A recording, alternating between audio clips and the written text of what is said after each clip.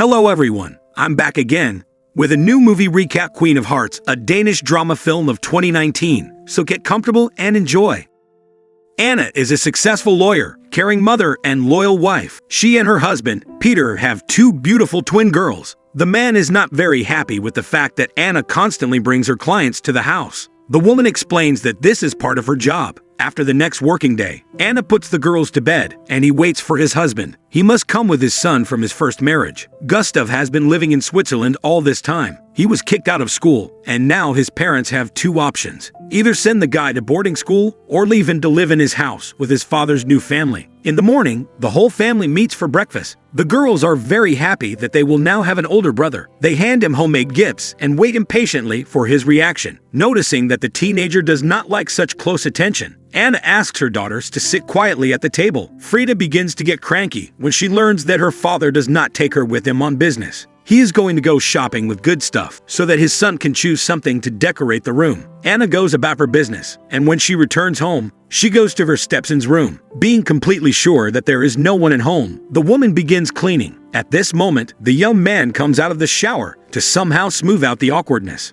Anna tries to start a friendly conversation, but the young man is reluctant to make contact. In the evening, a client comes to the woman, and she reports that she decided to refuse the services of a lawyer. Anna is handling her rape case. The girl is very afraid that they will not believe her in court, which means that she will be disgraced. That is why she decided to withdraw her testimony. The lawyer manages to convince the poor girl that the truth is on her side and the criminal should be punished. The next day, when Anna returns home with the girls, she hears Peter and Gustav talking in raised tones. After an argument, the teenager runs out of the house, slamming the door loudly. The woman tries to convince her husband that he should be more tolerant, but the man is sure that the ex-wife allowed her son too much, so now he has become unmanageable. Anna assures me that Rebecca is busy with work because she had to raise the child alone. She suggests puzzling the boy with household chores so that he begins to perceive their house as his own too. After all, he is currently living as a guest. The next day, Anna has a court hearing, as a result of which her client's testimony is not taken seriously. Seeing the defendant in the parking lot, who is talking into the phone to someone about how famously he managed to beat the girl, the lawyer cannot stand it and makes a comment to the guy about this later. The boss gives her a suggestion about this, assuring her that if the information reaches the jury, the woman will have to pay a fine and publicly apologize. Anna doesn't care. She doesn't consider herself guilty of anything. Returning home, the woman sees that the front door is broken and chaos reigns inside. After calling the police, she informed her husband that they were robbed. Expensive equipment, jewelry, a collection of watches, and other valuables were taken out of the house at that moment. Anna asks him to check his room to complete the list of stolen items. Later, while loading the washing machine, the woman finds a keychain in the teenager's pants, which she was going to give him. It was in the bag that was stolen from her when the boy returned home. Anna asks him to confess everything to his father. She assures them that they will be able to resolve the issue with the police, but Gustav himself should think about the correctness of his actions after all. He robbed the house in which he was sheltered. Anna also suggests the second option. Gustav changes and joins their family in exchange for her. The young man began to make every effort to get closer to his new family. Peter, along with his wife, is happy to watch him work with their girls, who dote on their older brother. One evening, after sitting too long at work, Anna sees that Gustav has brought a girl to the house.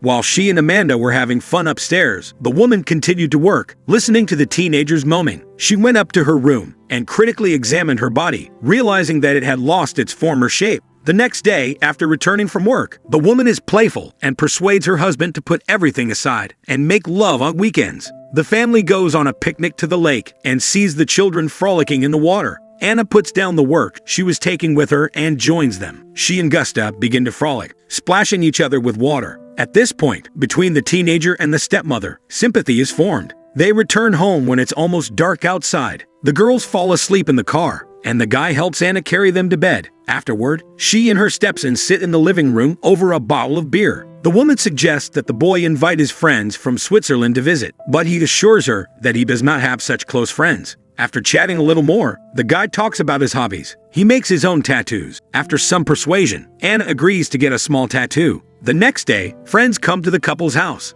Their boring chatter is rather tired of Anna, so after several fruitless attempts to put the party in a more cheerful rhythm, the woman gets pretty drunk and retires to the porch. Gustav, who is passing by, sees his stepmother alone and suggests that she go to the bar with him, and the woman unexpectedly agrees. After chatting for a while, the guy says that it's time for him to go. He's stunned when Anna kisses him on the lip when they say goodbye, but he doesn't show it when the woman returns home. Peter meets her with reproaches. He was worried that his wife had disappeared and hadn't even taken her phone with her. A few days later, Peter leaves for another conference. Lying in bed, Anna can't sleep for a long time. She gets up resolutely and goes to Gustav's room without saying a word. The woman begins to caress the young man. He responds to his stepmother in return, and intimacy happens between the couple. Still, without a word, Anna returns to her bed. She can't understand what's happening to her. The next day, a woman buys her stepson an expensive computer. After learning about this, Peter is initially indignant, but after listening to his wife's arguments, he agrees that this was the right decision in the evening, leaving the girls with Gustav. The couple goes to visit. Returning home, Anna begins to seduce her husband, but when it comes to sex,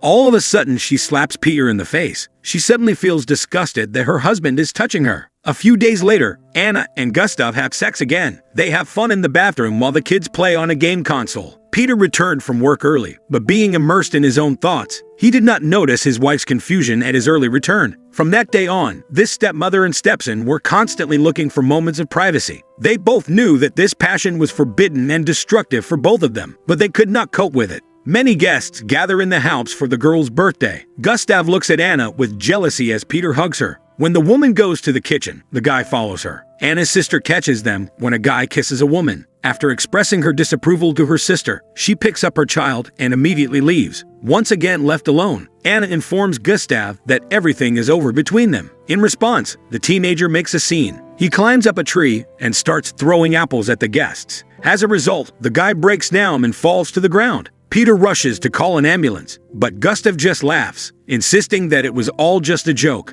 Such an outburst greatly upset my father. The man rudely responds to his son and goes into the house. The holiday is completely ruined, so all the guests leave. The next day, Anna and Gustav meet in the forest. The woman tries to convey to the young man that their relationship was a mistake that no one should know about. A little later, Peter suggests that he and his son go together to their forest house to try to improve relations. Upon learning of this, Anna agrees that the trip will benefit both of them, taking advantage of the fact that her husband is away. The woman, together with her daughters, goes to visit her sister Lena. Lena greets Anna very coldly. She doesn't want to talk to her and won't even let her go inside the apartment. Having sent the children to practice, the woman does not find a place for excitement. She tries to call Peter, but his phone is turned off. The excitement is so strong in Anna that, returning home, she loses control and crashes the car. When she finally gets home, she sees her husband's car. Even though they weren't due back until 2 days later, Peter calls his wife for a conversation. He says that his son told him about their affair. Anna doesn't believe her ears, but she doesn't betray her true feelings. She reproaches her husband for believing a teenager who invents incredible stories. She claims that Gustav is taking revenge on her for the fact that her father left the family offended. Anna begins to pack up her things, saying that she does not want to stay in the house where she is accused of robbery. She also says that it was Gustav who robbed their house, and she in turn came to his defense so as not to destroy the relationship between father and son. Peter realizes that he is making a mistake, so he persuades his wife to stay, assuring her that he believes her. The next day, the couple invites Gustav to talk, realizing that his father does not believe him,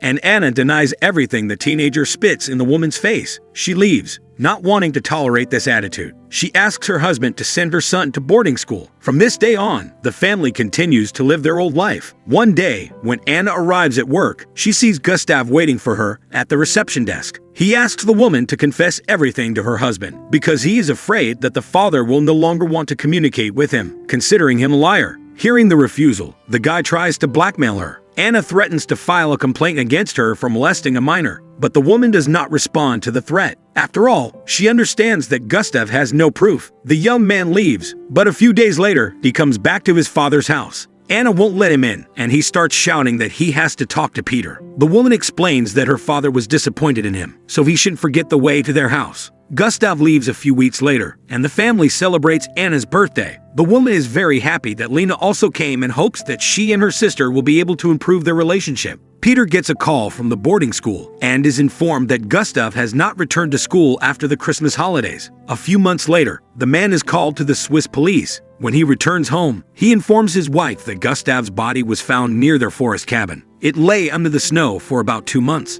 I do not know how to comment on this film. Tell me what you think about it. Subscribe for more videos like this, turn on notifications, and leave a like to help the channel out.